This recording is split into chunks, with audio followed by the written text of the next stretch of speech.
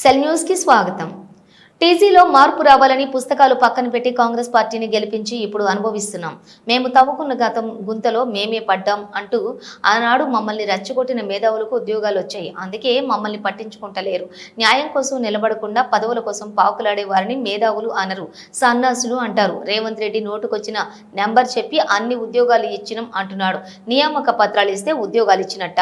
2 లక్షల ఉద్యోగాలు ఇస్తామని మాటిచ్చారు కాబట్టి దాన్ని కప్పిపుచ్చుకునేందుకు 55,000 ఉద్యోగాలు ఇచ్చారు అని అబద్ధాలు చెప్తున్నారు. ప్రజావాణిలో ఎవరు ఉండరు. మేము అక్కడికి వెళ్ళి ఎవరిని కలవాలి? రేవంత్ రెడ్డికి దమ్ముంటే ఒక పరీక్ష రాసి ఉద్యోగం తెచ్చుకోమనండి. రేవంత్ రెడ్డికి చదువు విలువ తెలియదు కాబట్టి మమ్మల్ని ఇంత ఇబ్బంది పెడుతున్నాడు. కాంగ్రెస్ పార్టీ ప్రభుత్వం మా జీవితాలతో చెలగాటమాడుతోంది. కష్టపడి ఊరూరు తిరిగి మిమ్మల్ని గెలిపించి మళ్ళీ మా సమస్యల కోసం ప్రజావాణి ఎందుకు వెళ్ళాలి అంటూ ఇందిరమ్మ పార్క్ వద్ద ధర్నా చౌక్ వద్ద నిరుద్యోగులు నిరసన. కాంగ్రెస్ పార్టీని నమ్మి మేము మోసపోయాము. మమ్మల్ని గెలిపిస్తే మేము గెలిచిన మొదటి సంవత్సరమే 2 లక్షల ఉద్యోగాలు భర్తీ చేస్తామని చెప్పారు. వాళ్లను నమ్మి కాంగ్రెస్ పార్టీని గెలిపిస్తే మొత్తం బీఆర్ఎస్ పార్టీ కేసీఆర్ ప్రభుత్వం నోటిఫికేషన్లకు వీళ్ళు అపాయింట్మెంట్లు ఇచ్చారు. అంతే 50,000 60,000 ఉద్యోగాలు ఇచ్చామని మీడియా ముందు చెప్పడం కాదు, నిరుద్యోగులు ఉన్న దగ్గరికి వచ్చి చెప్పండి. మా సమస్యలు చెప్పుకుందామంటే మమ్మల్ని కనీసం ఎమ్మెల్యేలు కూడా కలవటం లేదు. నియామక పత్రాలు ఇస్తే కాదు, నియామక పత్రాలు ఇచ్చి మేము ఇచ్చినట్టు కాదు. ఫస్ట్ ఏ ఇయర్లో 2022లో ఏ పార్టీ అధికారంలో ఉంది ఆ పార్టీ ఇచ్చినట్టు. ఆ పార్టీ ఏది? కాంగ్రెస్ ఉందా? అప్పుడు 2022లో కాంగ్రెస్ పార్టీ అధికారంలో ఉందా? చెప్పుకుంటారు అంటే ఇంకా వీళ్ళు 2 లక్షలు. ఇప్పుడు వీళ్ళు ఒక మాట చెప్పారు ఎన్నికలకు ముందు, 2 లక్షల ఉద్యోగాలు ఇస్తాం, సంవత్సరానికి 2 లక్షల ఉద్యోగాలు ఇస్తాము. మేము అధికారంలో వచ్చిన మొదటి ఏడాదే మేము 2 లక్షలు ఇస్తామన్నారు. ఇప్పుడు 2 లక్షలు చూపించుకోవడానికి కామన్గా ఒక అటెండర్ పోస్ట్ ఇచ్చినా సరే దాన్ని కలిపేసుకుంటారు. మొత్తం 2 లక్షలు. వీళ్ళకి సంఖ్య ఇంపార్టెంట్, అక్కడ జాబ్స్ ఇంపార్టెంట్ కాదు, నంబర్ ఇంపార్టెంట్ వీళ్ళకి. అది ఎట్లా కాంగ్రెస్ ప్రభుత్వం వచ్చినాక మీ నిరుద్యోగుల పరిస్థితి ఎలా ఉంది?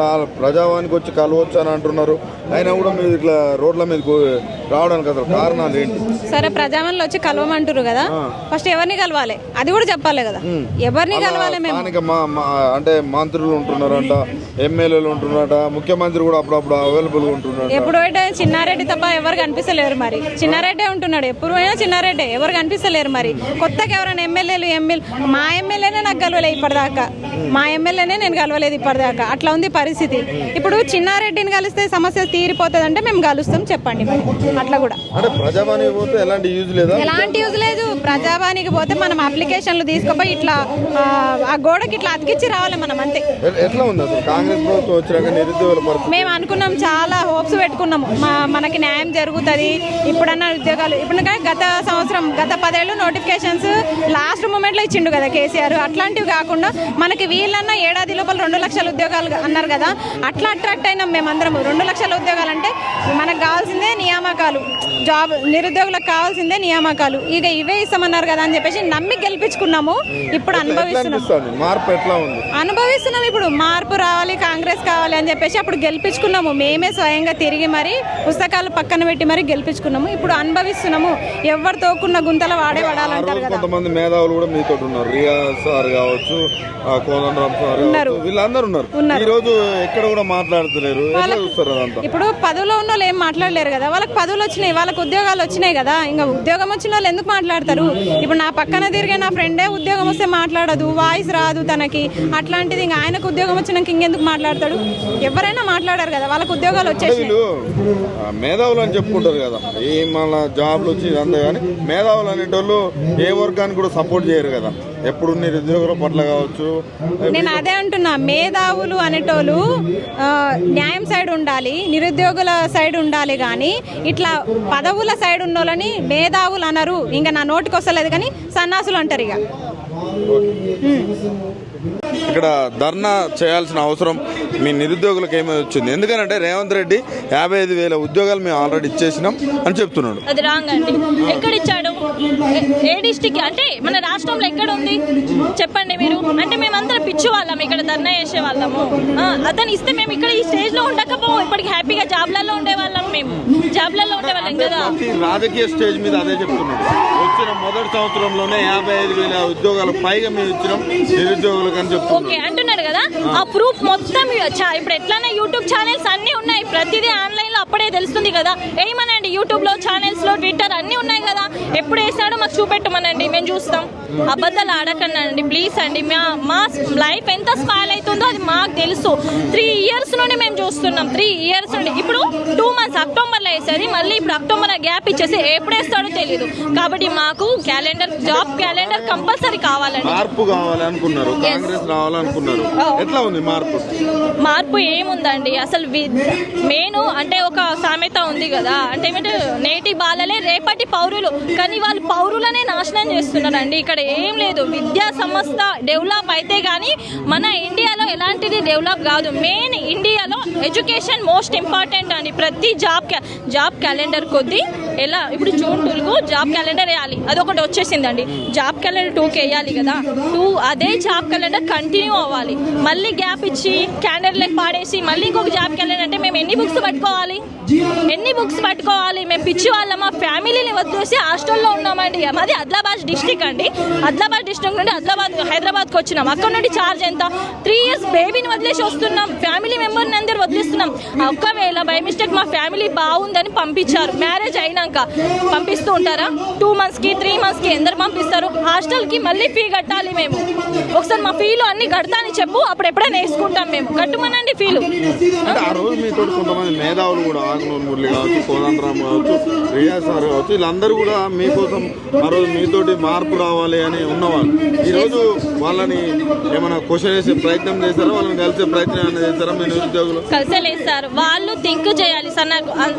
వాళ్ళకు కూడా టాలెంట్ ఉంది, లేదు అన్న, కానీ వీళ్ళు కావాలని చేస్తున్నారా లేకపోతే మా ఫ్యూచర్ తోటి ఆడుకుంటున్నారా మాకు అర్థం అవ్వడం లేదు. అదే అర్థం. క్వశ్చన్ మార్క్ అక్కడే. ఎందుకు ఇలా మా ఎడ్యుకేషన్ గురించి ఇంతలా తిప్పలేదు? తిరిగి అక్కడికి వస్తుండు, మళ్ళీ తిరుగుతుండు, అక్కడికి వస్తున్నారు. అంటే మేము అంత పిచ్చి వాళ్ళమా? ఇవాళ డిఎస్సి కోసం ప్రిపేర్ అయితే మళ్ళీ ఆర్ఆర్బి అని పెట్టేస్తాడు. ఇది చదవాలి, అది చదవాలి. అది మేము చదువుతాం. ఒకసారి నువ్వు మా ప్లేస్ లో ఉంటే ఎగ్జామ్ రాసి చూడండి. ప్రతి ఎగ్జామ్ మీరు రాసి క్వాలిఫై అయితే మేము సెల్యూట్ కొడతాం. మేము ఒకసారి మా ప్లేస్ లో ఉంటే ఎగ్జామ్ రాయమనండి. నేను అదే అడుగుతున్నాను. రేవంత్ రెడ్డి పరిపాలన మీద ఏం చెప్తారు మీరు నిరుద్యోగులు? పరిపాలన గురించి నాకు అవసరం లేదండి, నాకు ఎడ్యుకేషన్ గురించి కావాలి. ఎడ్యుకేషన్ మినిస్టర్ అతనే కదా. ఒకసారి ఎడ్యుకేషన్ ఏం లేదు సార్, పిల్లల గురించి ఆలోచించాలి ఫస్ట్ ఆఫ్ ఆల్. ఒక ఎడ్యుకేషన్ వర్డ్ తనకు తెలిసి ఉంటే మమ్మల్ని ఇంతలా తిప్పల పడేవారు. భయం ఒక్కవేళ వాళ్ళ పిల్లల్ని ఈ స్టేజ్ లో పంపి చూడమను, అప్పుడు మళ్ళీ ఏం నోటిఫికేషన్ వేయాలి, ఎలా వేయాలో తనకు తెలుస్తుంది. ఎవరైనా ఒక ఫ్యామిలీ నుండి ఒక అమ్మాయి రావాలి. ఆయన కూడా చెప్తున్నాడు ప్రజావానికి రావచ్చు, కలవచ్చు, మా మినిస్టర్స్ ఉన్నారు, మీ అందరూ కలిసి ఏం చేయాలి? మాకు కలవడం అవసరం లే, పరిపాలన బాగుండాలి. క్యాలెండర్ 2కి వేస్తున్నారు కదా, అదే మాట మీద ఉండే అదే క్యాలెండర్ కంటిన్యూ కావాలి. మాకు అదే చాలు. ఆ క్యాలెండర్ కంటిన్యూ అంటే దాని ప్రకారం మేము రీడింగ్ అనేది, ఎడ్యుకేషన్ అని ప్రిపేర్ చేస్తాం. మాకు అంతే. నువ్వు రమ్మని మేము రావడానికి అవసరం లేదు. ఎక్కడి నుండి అక్కడికి పోవడం మాకేం అవసరం ఉంది? మీకు అవసరమా? మాకు మేము గెలిపించింది తనని. తనకు అంత ఇది ఉండదు. తనకు కావాలంటే వచ్చి మమ్మల్ని మీట్ కమ్మనండి. మా సమస్యను తను కనుక్కోవాలి, కానీ మా సమస్య పట్టుకొని తన దగ్గరికి వెళ్ళాలా? ఇది ఎక్కడి క్వశ్చన్? ఆ స్థానంలో ఉన్నవాటికి ఎవరు కారణం? ఎవరు? మేమే కదా. అంటే కొంతమంది విద్యార్థులు నోటిఫికేషన్ వద్దని కూడా ధర్నాలు చేస్తున్నారు. ఇదిరా అదే చూపెట్టమంటున్నా అండి. నోటికి వచ్చింది ఎవరైనా మాట్లాడతారు. ఇప్పుడు నేను కూడా అంటే ఏదో దానికి ఏదో ఒక ప్రూఫ్ ఉంటుంది కదా. అరే ఇంత కొంచెం జరిగితే ఆన్లైన్ లో వెళ్ళిపోతుంది, మరి ఆ ధర్నా కూడా ఎక్కడనొక్కటి లింకప్ ఉండొచ్చు కదా. ఆ లింకప్ చూపెట్టండి. నోటికి వచ్చింది మాట్లాడొద్దండి. థ్యాంక్ యూ అండి. చైతన్యపూరి నుంచి వచ్చినాం. దిల్సుఖ్ నగర్. ప్రాపర్ ఎక్కడ? మాది సూర్యాపేట జిల్లా, మోతే మండలం, గుర్కచెర్ల విలేజ్. ఏంటి అసలు ఇంత పెద్ద ఎత్తున చలో ఇందిరా పార్క్ నిర్వహించాల్సిన అవసరం వచ్చింది? ఎందుకంటే కాంగ్రెస్ ప్రభుత్వం ఆల్రెడీ మీకు 55,000 ఉద్యోగాలు ఇచ్చిందంట వచ్చిన సంవత్సరంన్నర కాలంలో. అంటే మీరు జాబులు కొట్టలేక మీకు చదవ చేతగా ఈడికి వచ్చిరా, లేకపోతే నిజంగానే నిరుద్యోగం ఉందా?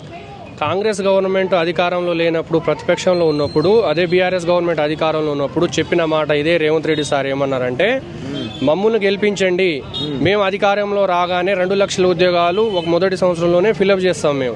మేము ఫస్ట్ చేసే పని అది అని చెప్పేసి మేము నమ్ముకున్నాం. ఎందుకు మా వంతు మేము ప్రయత్నాలు చేసి పార్టీని గెలిపించుకున్న తర్వాత నోటిఫికేషన్లు అంటే మొత్తం కేసీఆర్ గవర్నమెంట్ ఇచ్చిన నోటిఫికేషన్లే వీళ్ళు అపాయింట్మెంట్ ఇచ్చారు అంతే. కేసీఆర్ నోటిఫికేషన్ ఇచ్చింది కేసీఆర్ గవర్నమెంట్, ఎగ్జామ్ రిక్రూట్ చేసింది కేసీఆర్ గవర్నమెంటే, అపాయింట్మెంట్ ఇచ్చిందే వీళ్ళు. ఆ మాత్రం మొత్తం మా దాంట్లో మేమే ఇచ్చినా అని చెప్పేసి 55,000 60,000 అని చెప్పి చెప్పేసుకుంటున్నారు. మీరు 55,000 60,000 అంటున్నారు కదా, మీడియా ముందు కాదు చెప్పడం. ఒక నిరుద్యోగుల ఉన్న ఇప్పుడు అశోక్ నగర్ కానీ దిల్షుక్ నగర్ కానీ మీరు లిమిటెడ్గా ఒక 50 నుంచి 100 మెంబర్స్ ఒక అన్ఎంప్లాయ్మెంట్ తీసుకురండి, స్టూడెంట్స్ తీసుకొచ్చి మీరు అప్పుడు చెప్పండి, మాట్లాడండి, లెక్కలతో సహా చూపించండి మాకు అసలు మీరు ఎక్కడ వేసింది. ఎగ్జాంపుల్ వాళ్ళు వేసే 55,000 60,000 లెక్కలో 15,000 నుంచి 15,000 కానిస్టేబుల్ ఎస్ఐ ఉద్యోగాలు కూడా వాళ్ళు యాడ్ చేసుకురు. అసలు ఎస్ఐ కానిస్టేబుల్ నోటిఫికేషన్ వచ్చింది ఎప్పుడు 2021లో, ఎగ్జామ్ నడిచింది 2022లో, మీరు వచ్చింది 23 డిసెంబర్లో. మీరు ఎట్లా వేసారు అది? అంటే మీరు కొంచెం మంది మేధావులు కూడా ఉన్నారు మీకు దగ్గర, ఆకునూరు మురళి కావచ్చు, అదేవిధంగా వాళ్ళంతా రియాజ్ సార్ కావచ్చు, అకాడమీస్ కూడా వాళ్ళు నడుపుతున్నారు, వాళ్ళకు కూడా అవగాహన ఉండి ఉంటుంది. కోదండరామ్ లాంటి వ్యక్తులు కూడా ఈరోజు వాళ్ళని కలవకుండా, అంటే వాళ్ళని కలిసే ప్రయత్నం చేసిరా లేకుండా డైరెక్ట్ వచ్చి ఇక్కడికి రావడం జరిగింది? వాళ్ళంతా ఏం చేశారంటే సార్, మేము ఇది చిక్కడపల్లి లైబ్రరీలో కూర్చున్నప్పుడు అప్పుడు అదే మల్లు రవి సార్ కానీ వెంకట్ సార్ కానీ రియాజ్ సార్ కానీ వీళ్ళంతా వచ్చి అప్పుడు వాళ్ళ పోస్టులు ఖాళీగా ఉన్నాయి కదా, వాళ్ళ నోటిఫికేషన్ భర్తీ చేసుకోవడం కోసం మమ్మల్ని ఉపయోగించుకున్నారు వాళ్ళు. ఇప్పుడు వాళ్ళకు ఫిల్అప్ అయిపోయింది, వాళ్ళు ఫిల్అప్ అయితే వాళ్ళు ఇప్పుడు ఎందుకు పట్టించుకుంటారు? అది ఇప్పుడు మాకు నోటిఫికేషన్ వస్తే మేము రోడ్ల మీద వచ్చి కూర్చుంటామా? వాళ్ళది అయిపోయింది, ఇక మాతో సంబంధం లేదు. ఈ రాజకీయ నాయకులు ఈ రాజకీయ పార్టీలు చేసే పనులు ఏంటంటే ముఖ్యంగా వాళ్ళ సీట్లు భర్తీ చేయడం కోసం ఎంత మోసం చేయడానికైనా సిద్ధంగా అవుతున్నారు వాళ్ళు. అట్లా వాళ్ళ సీట్లు భర్తీ అయిపోయినాయి, ఇప్పుడు ఇక అవసరం లేదు వాళ్ళకు. విద్యాశాఖ కూడా ముఖ్యమంత్రి దగ్గరనే ఉంది. ముఖ్యమంత్రి ఎప్పుడైనా నేను కలుస్తా, ప్రజావాణిలో నేను ఎప్పుడైనా అందుబాటులో ఉంటారు మా మంత్రులు కానీ. మంత్రులే ఎమ్మెల్యేలే కలవట్లేరు ఇక్కడ, సీఎం సార్ కలవడం కాదు. ఒక ఎమ్మెల్యేని కలిసి పోయి మా బాధలు చెప్పుకుందాం అంటే ఎమ్మెల్యేలు కలిసే పరిస్థితి లేదు, మంత్రులు కలిసే పరిస్థితి లేదు. ఏ మంత్రి కానీ ముఖ్యమంత్రి కానీ ఎమ్మెల్యేలు కానీ ఏ ప్రజాప్రతినిధి అయినా తెలంగాణ గవర్నమెంట్లో వచ్చిన మొదటి సంవత్సరం 2 లక్షలు ఫిల్అప్ చేస్తామన్నారు కదా, ఆ పర్పస్లో ఒక్కరు కూడా మాట్లాడట్లేదు. అంత బోగస్ మాటలు. 60,000 ఇంకో 4 రోజులు అయితే మేము అట్లనే కూర్చుంటే, ఏం మాట్లాడకుండా కూర్చుంటే 1,60,000 చెప్తారు, ఇంకో 4 రోజులు అయితే 2 లక్షలు చెప్పేస్తారు. అయిపోయింది, మేము ఇచ్చేసినాం అంటారు. నోటి మాటలు మీడియా ముందు అయిపోయింది. ఇక ఇచ్చుడు లేదు సచ్చుడు లేదు, ఈ చెప్పుడు మాత్రం ముఖ్యం. ఎక్కడ ఇచ్చిరన్నా అంత ఈ ఎస్ఐ కానిస్టేబుల్ ఉద్యోగాలు మేము వస్తే జియో 40